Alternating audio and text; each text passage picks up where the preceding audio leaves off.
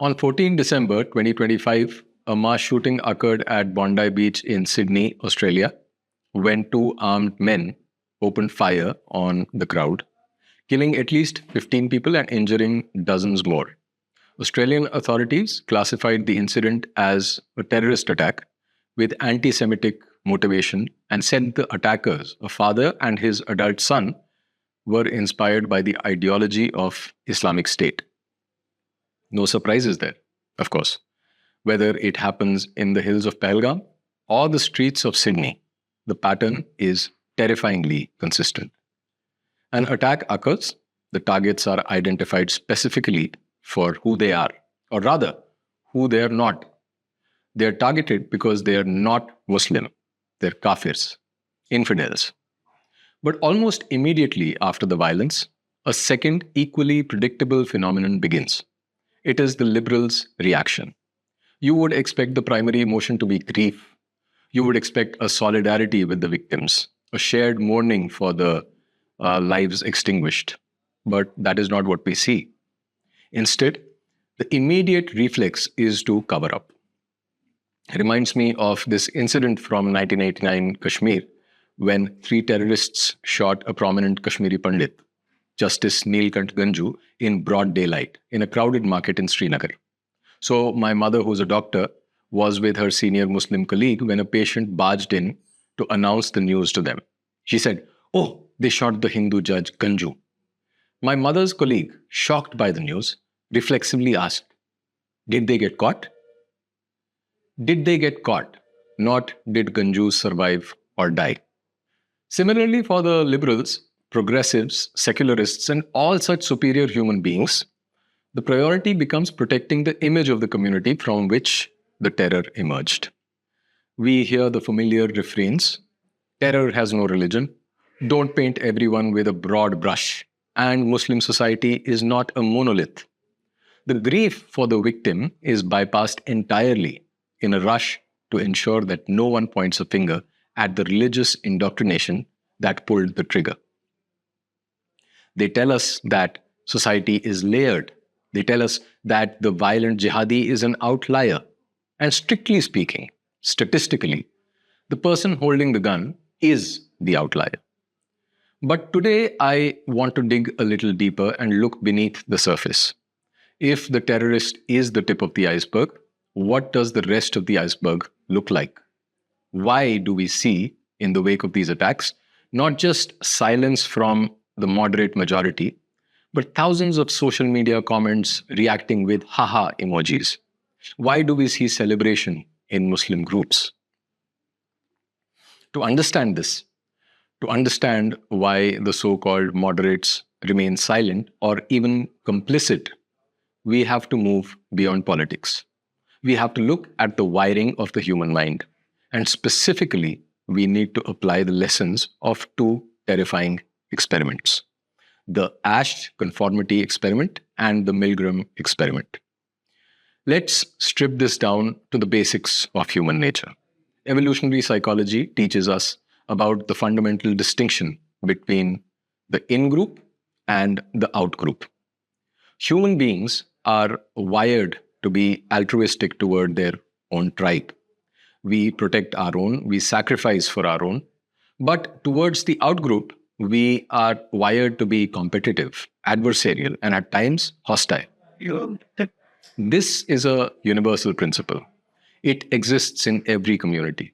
However, in the context of the ideological roots of Islamic terrorism, this universal principle is applied with a very specific theological rigidity. The in-group is the ummah. The out-group is the kafir. The internal morality of the society is structured entirely around this binary. So when a moderate sees an attack on a kafir, their internal moral compass, shaped by the collective thinking of their society, does not necessarily register it as a tragedy in the same way an outsider does. The violence is directed at the other. And while they may not pick up a gun themselves, the ideological ecosystem they inhabit has already dehumanized the target. But how is this collective thinking maintained? How do you get millions of people to toe the line, to remain silent when atrocities are committed in their name, and to celebrate under the anonymity of Reddit or other social media platforms. First, the actual violence part. In the early 1960s, Stanley Milgram set up a series of social psychology experiments at Yale University. He wanted to understand how ordinary people could commit the atrocities of the Holocaust. He set up an experiment where a teacher was told by an authority figure in a lab coat to administer electric shocks to a learner whenever they gave a wrong answer. The shocks went up to 450 volts. The learner would scream. They would beg to stop. Eventually, they would go silent, feigning unconsciousness or death. And yet, when the man in the lab coat said, the experiment requires that you continue, 65% of the participants went all the way to the maximum voltage. Milgram developed the theory of the agentic state. This occurs when an individual no longer views themselves as responsible for their own actions. They see themselves merely as an agent, an instrument carrying out the wishes of a higher authority. In the structure of Islamic society, who is the man in the lab coat? It is the cleric. It is the interpreter of the holy book, and ultimately, it is the text itself. When a jihadi commits an act of terror, they are in a profound agentic state. They believe they are executing a divine command. The verse says, strike their necks. And so they strike. They have surrendered their agency to the ultimate authority. But this applies to the moderate as well. To speak out against the violence often requires challenging the authority that sanctioned it. It requires looking at the man in the lab coat, the ulema, the scripture, and saying, no, you're wrong. But obedience to authority is only one half of the equation. Obedience explains the violence. To understand the silence and the active and passive support for that violence, we need to understand peer pressure. In the 1950s, Solomon Asch conducted a series of experiments that shattered our faith in human independence. He wanted to test if social pressure could force a person to reject their own senses when the correct answer was unambiguous. The setup was simple. Imagine you're in a room with a group of people. You're shown lines of different lengths. The answer is obvious. It is unambiguous. You can see with your own eyes which line matches the reference line. But everyone else in the room, actors working for Asch, gives the wrong answer. They do it confidently and they do it unanimously. So what do you do? Do you trust your eyes or do you conform? Asch found that 75% of the participants conformed to the group's incorrect consensus at least once. On critical trials, 1/3 of the time, people would look at a black line, hear the group call it white, and agree that it was white. Later interviews of the participants revealed fascinating variations in these outcomes. 1. Distortion of action. In the most common case, participants knew the group was wrong, but conformed to avoid ridicule or feeling out of step. This is known as normative social influence, conforming to fit in. Second, distortion of judgment. In some cases, participants doubted their own eyesight or sanity, assuming the unanimous majority must have information they lacked. This is informational social influence. And third, distortion of perception. The last, a small minority, actually came to perceive the wrong line as the correct match, suggesting a deep internalization of the group pressure. Now take that experiment out of the lab and put it into the mosque. Put it into the community gathering. If 75% participants toed the line of the group when the answers were straightforward and unambiguous, how many would stand their ground when the stimulus is not sensory but moral? In this real world setting, all three distortions happen simultaneously for decades, generation after generation. Islam weaponizes the biological need to belong. So, even if a moderate individual feels uncomfortable with the violence, the social pressure to conform is crushing. In their tight knit religious community, exclusion isn't just social awkwardness, it is apostasy, punishable by death. So the moderate remain silent. They engage in what Asch called a distortion of action. Some know perhaps that the violence is wrong. Others may not even be sure, but they signal agreement, or at least they refuse to disagree, because the pressure of the in group demands conformity. That is a psychological hurdle that most human beings, regardless of religion, are unable to clear. The Milgram experiment shows us that obedience to authority overrides personal conscience in the vast majority of people.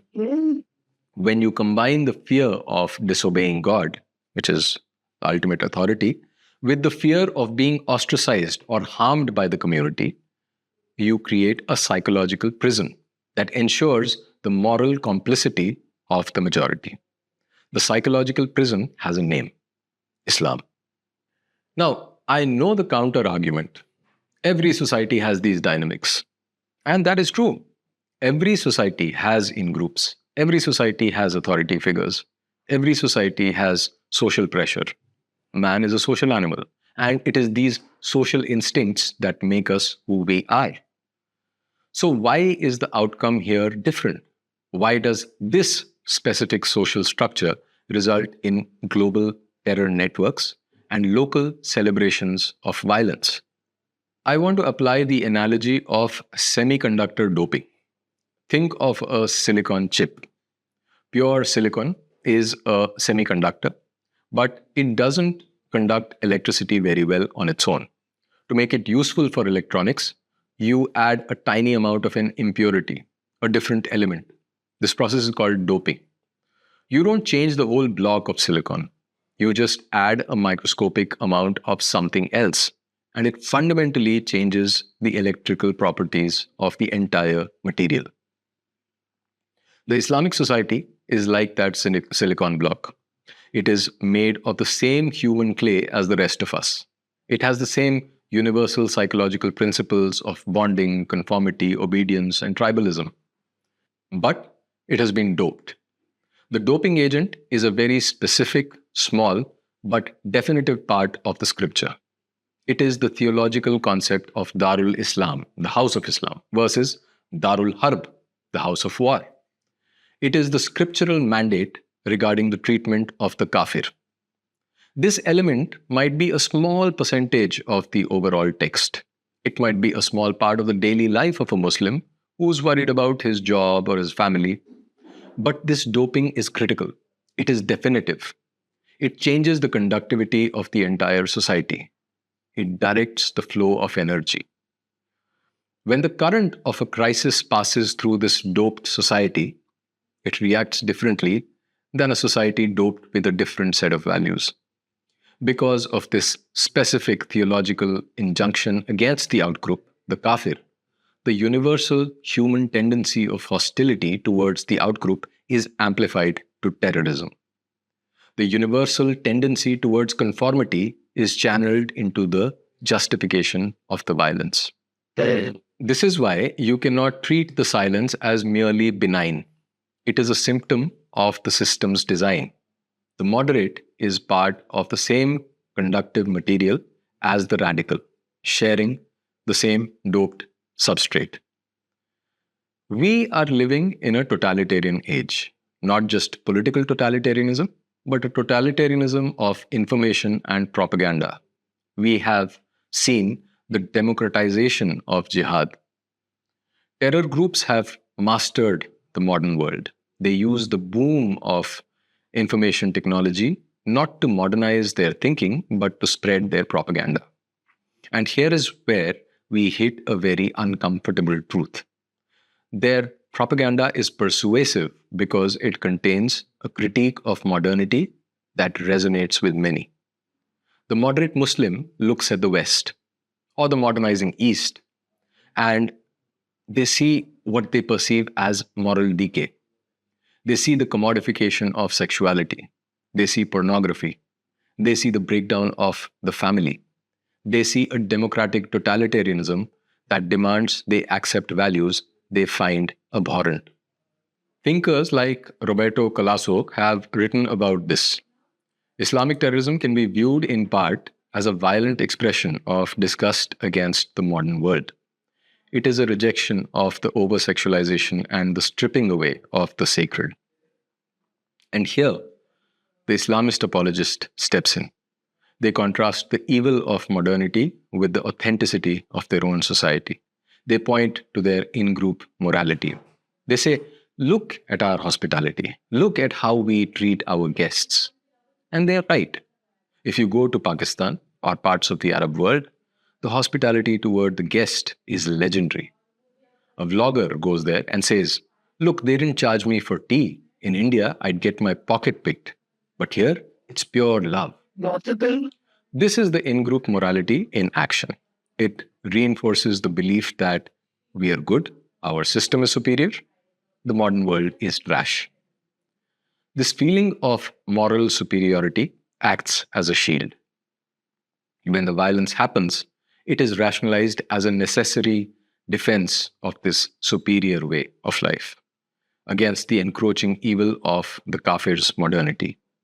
The moderate feels justified in their rejection of the modern world, and by extension, they find a way to tolerate the violent rejection of it by the jihadist. So, where does this leave us? We have a global religious group bound by the Asch Effect to conform, bound by the Milgram Effect to obey, and doped with a theology that targets the outsider. Back in 2016, I wrote an article titled Morality of Silence to share my perspective on how the majority of Muslims who don't do direct jihad rationalize to justify or even celebrate the violence committed by their more zealous co-religionists. I used the trolley problem to explain the dynamics. The link is in the description below in case you want to read it. So here's the question. Is there a solution? There is a minority within this society, a small, brave fraction of people who genuinely reject this totalitarian system. They go against the Milgram's agentic state and rebel against the tyranny of the clerics. They see the doping for what it is. They want to leave the house of war. But here is the tragedy. Where do they go? Often, the only door open to them is the door of the modern left, the door of atheism.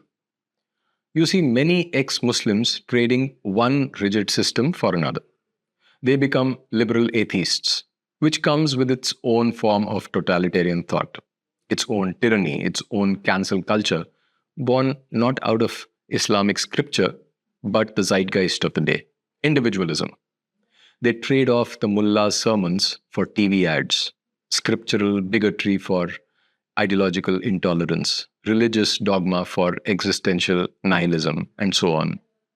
But humans are spiritual beings and ultra-social animals, and no amount of technological progress can change that without obliterating the species from the planet. We need dharma. We need a cosmic order. We need community. We need the wisdom of the ancients. Simply removing religion leaves a vacuum that is often filled by spiritual despair or political propaganda. The natural home for these seekers should be the dharmic traditions, traditions that do not have this fatal binary of believer versus infidel, traditions that are built on the timeless wisdom of rishis rather than the weaponization of the human condition. But Hindu society, the custodian of dharma, is currently in disarray. It is disorganized. It does not know how to welcome these people home. The concept of Gharvapsi is politically charged but structurally chaotic. We do not have the institutional capacity to absorb those fleeing the totalitarian structure of the other side. One, our traditional institutions and their custodians, dharmagurus, acharyas, mahamandaleshwars, etc., are either ignored or misunderstood by the dharma illiterate Hindu society, or are often co opted by the democratic polity into submission, turning them into parrots of political narratives such as social justice, equality, LGBT, ABCD, and the like. This is a society where Hindus call themselves Hindu by rejecting the source of their Hinduness, the Dharma Shastras. Two, due to the collapse of dharmic institutions in the last 800 years, we have no collective agency to carry out systematic conversion drives and ensure that people who rejoin the Hindu fold feel safe and secure. Last but not least, not many people recognize the horror of mass gharvapsi without adequate preparation of the ground in terms of rebuilding dharmic institutions. It is foolish to build a castle on a foundation hollowed out by termites. So the moderate Muslim who sees the truth has nowhere to go. They remain trapped in the silence. They stay trapped in weaponized conformity. This is not a call to give the Muslim majority a free pass. This is to draw attention to the fact that unless Hindus get their act together, we will continue to witness more Islamic terror, followed by more whitewashing, and there is nothing anyone can do about it. The problem of the silent moderate is not just a problem for the Muslim community. It is a problem for all of us. As long as the doping remains, the semiconductor will conduct the current of violence.